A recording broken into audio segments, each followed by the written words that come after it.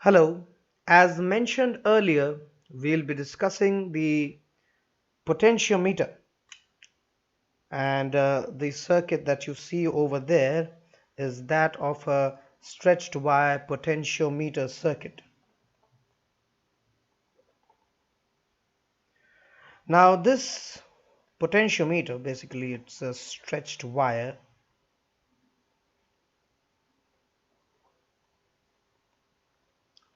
potentiometer. Now this is the proper circuit of the potentiometer that we will be seeing, and this is the schematic representation. Let me name them. This is the figure 1 that we'll be discussing, and the other one, let it be figure 2. And in both those figures, what we have is that let's just consider the figure 1 as of now. Now, in this first figure, what we have is that this what a potentiometer basically does is that it measures the voltage. Now, so is the case of a voltmeter. Now, a voltmeter is a device, although we haven't studied about it, but definitely we have a very brief idea about a voltmeter. What it does is that it measures the potential difference between 2 points in a given circuit.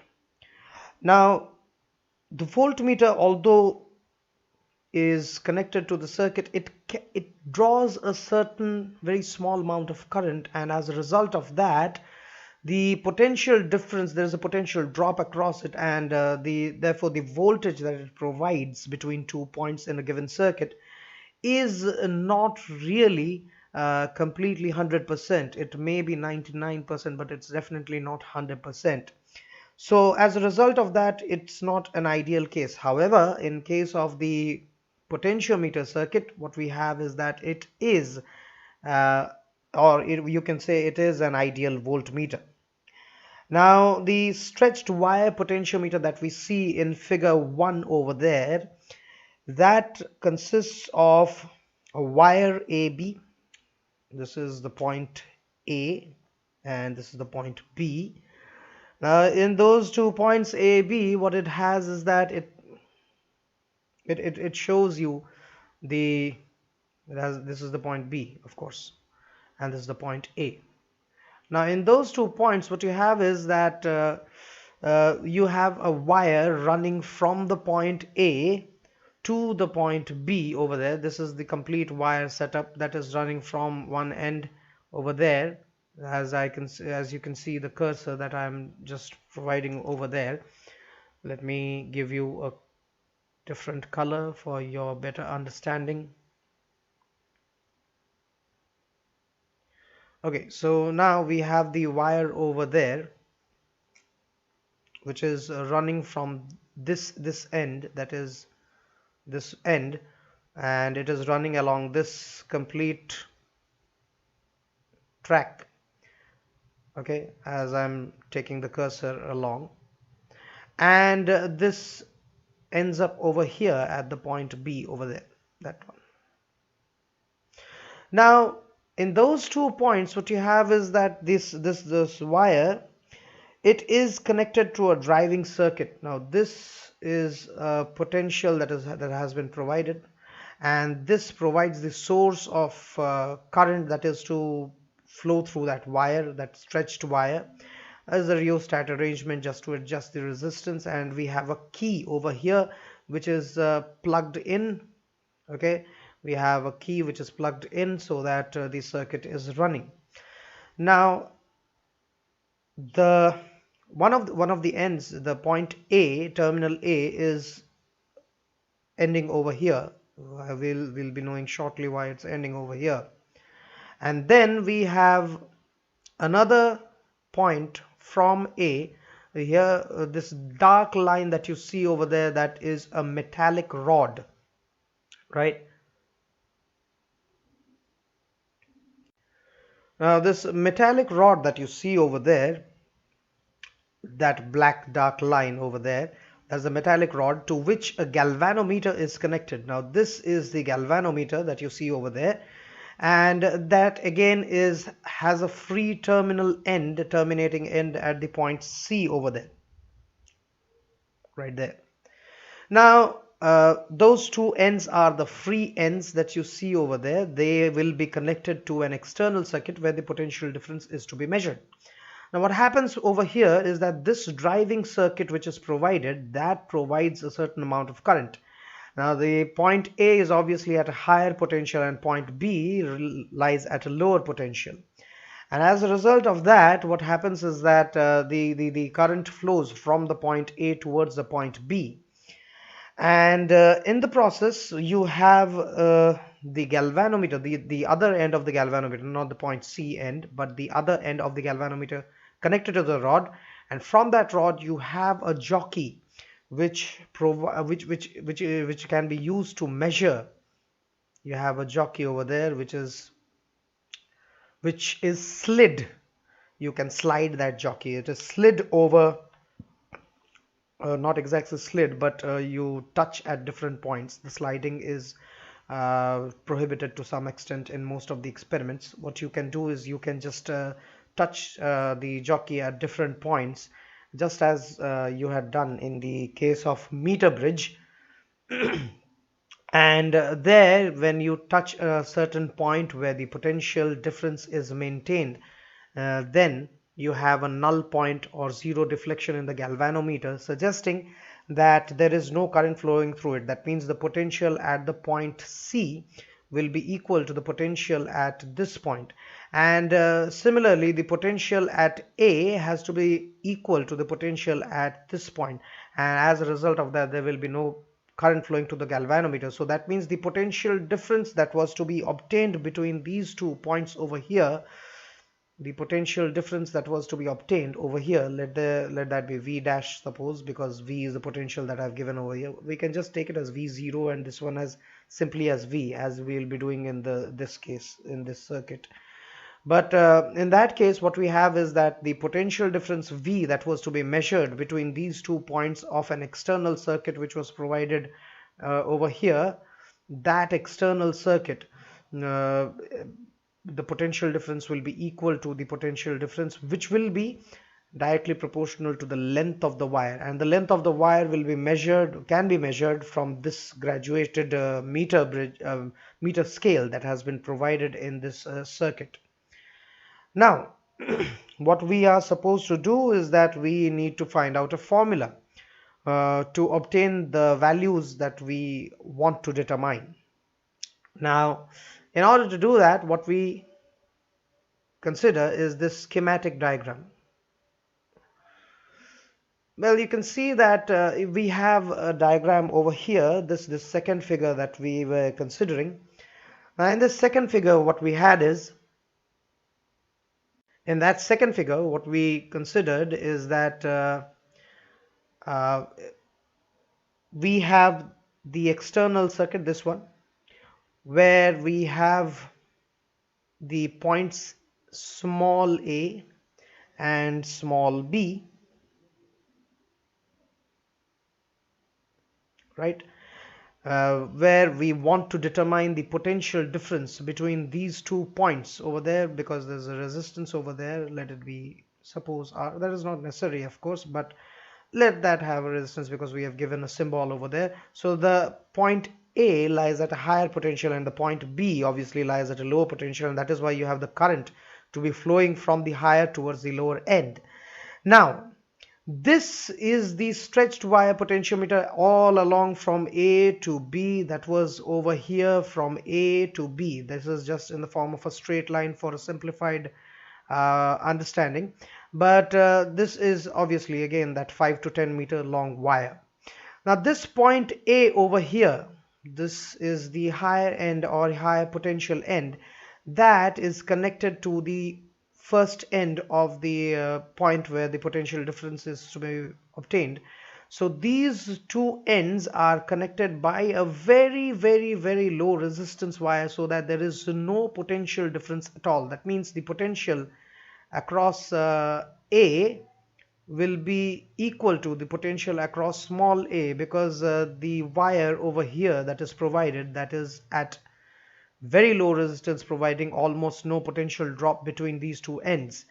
And when the other end of the galvanometer, that is the point C that was present over here, if you remember, over here, over this point that you see over there, this is that point C, and from that point C we have drawn the wire to the point B, which is the other end where the potential difference is to be maintained, which is at a lower potential, and this is at a higher potential.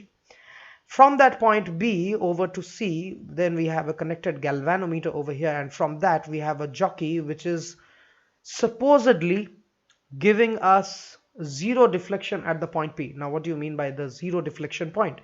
Now at the point P, suppose as the jockey touches this any point P in that stretched wire, you have the potential at P to be exactly equal to the potential at B. So when Vp is simply equal to Vb, then the potential difference is zero, and as a result of that the galvanometer shows zero deflection. That means there's no current obviously flowing between them, and these 2 points, as you remember, were maintained at equal potential as far as the circuit was concerned. So now you have the same potential difference between the points of VAB, that is small ab, and the potential VAP. So this point between the points, because P is giving us the point where the potential is exactly equal to the point B. So now these two, now for that to happen, obviously the voltage that was provided initially, this is supposedly V0 that was present over here, if you remember, this V0 has to be greater than the potential difference, because V0 is the entire potential drop between the points A and B. V0 is giving us the potential difference between the points A and B. So that is the potential across these 2 points.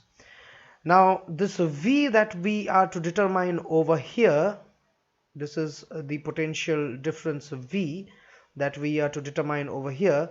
This V will be proportional to the length AP, obviously, that is some length L, and let this have a capital length, this have a length capital L. Now what we do over here is that this is simply the form of calibration. Now in order to obtain V, first of all we need to know the value of V0, and for that what we do is that, now what is the concept behind it? See, when we consider that as we know, V is equal to Ri, and this is just the theory part of it, the concept part of it. V is equal to Ri, so V is equal to rho L divided by A times of I, with rho I and A maintained as constant. We have V to be only depending on L, and that is the whole principle of working of a potentiometer. Now in this case, V0 is proportional to the capital length L that is between the points A and B, and here V, that is the potential to be determined between these two small AB points, is equal to the length AP, which is equal to L. That L is obviously measured by that meter scale over there that is provided. This is 1 meter, and then if you obtain it somewhere over here, so this is 1 meter, this is another 1 meter, and this is somewhere between 2 and 3 meters, so some 230 centimeters maybe, as far as the reading is concerned on that scale. Now with in order to know that V0, what we do is we calibrate the potentiometer. In order to calibrate, what we do is we simply before connecting this unknown thing that we want to determine, what we do is we connect a known value over there. What is that known value? Let's see, let's say that the known value is something of a known EMF. Let us suppose E. Let us suppose that initially we had a potential provided over here E, just to calibrate it. Now E as far as the formula is concerned. Over here, from this formula, what we get is that V0 is proportional to L, capital L, and V is proportional to small l, so we have capital L divided by small l over here. So that means V that was to be determined is equal to simply V0 times of L divided by L. Now, before knowing that, as we were obtaining E, so E will be similarly equal to, instead of this V over here, we have now E, as mentioned earlier in this case. E is equal to that V0, and for that, let any length we obtain between AP, this AP is simply L0, and obviously the total length between A and B is capital L. So now we have the value of V0 from this, that is V0 is some known EMF multiplied with the entire length divided by L0, and we put that over this formula over here. So what we obtain is V simply is equal to EL divided by L0 now this was for V0, and then we have L divided by capital L. So the capital L, as you can see, is vanishing over there. It's not at all required, and what you have left over there is simply L by L0 times of E is what you have, the value of V.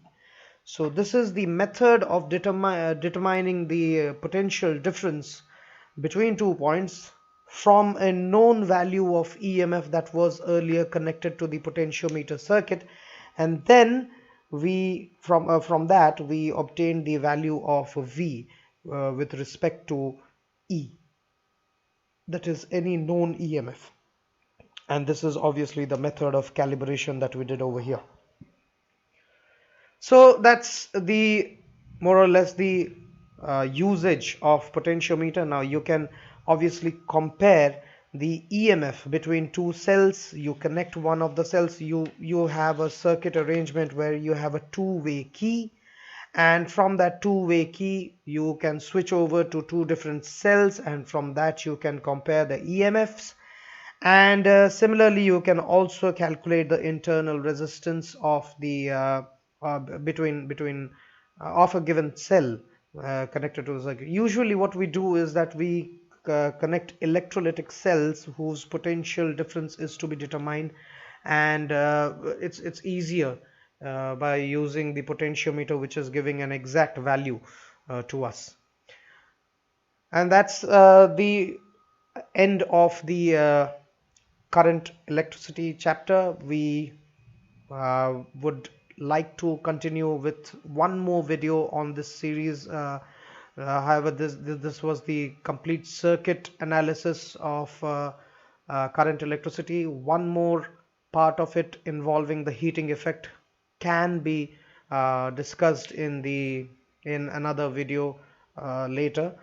But more or less, this is the end of the current electricity series. We hope to bring in another video related to the heating effect of the electric current, where we'll be considering the power. Let's hope we'll be doing that the next time round and complete this series as a whole. Till then, thank you for watching.